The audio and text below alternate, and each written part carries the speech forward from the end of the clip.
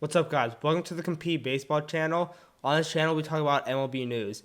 And since it's the MLB offseason, the biggest time of the year for signing, we're going to be talking about that today. Today was a big day for the Cubs, and I'm a huge Cubs fan myself. It was a huge day for them.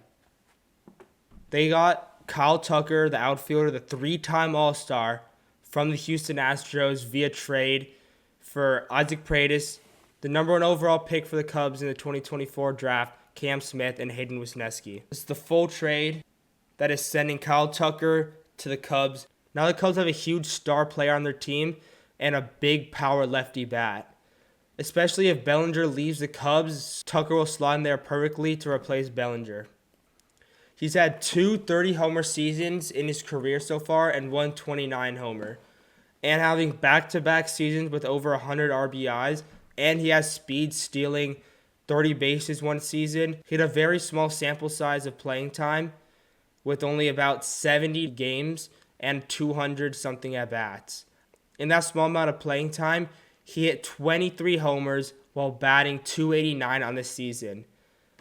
That's amazing because missing just under 100 games during the season and still hitting 23 homers and batting .289, those are big numbers. And that's going to be huge for the Cubs if he can produce that over a whole season. Maybe we can see 40-plus homers from him in Chicago.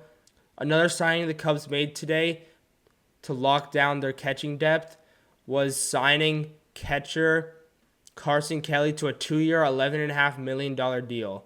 He used to be the Rangers' backstop, and now the Cubs have signed him. And since last year, Miguel Amaya, the youngster, was their catcher, he struggled for most of the year. In the second half, got hot and was a good bat. But he was the only catcher the Cubs had because Tomas Nido was on the IL. And having another catcher now that's a veteran that's been in the league for a couple years will be great. And hopefully he'll be able to produce at the catching spot. There will be more updates coming soon about Bellinger and other signings.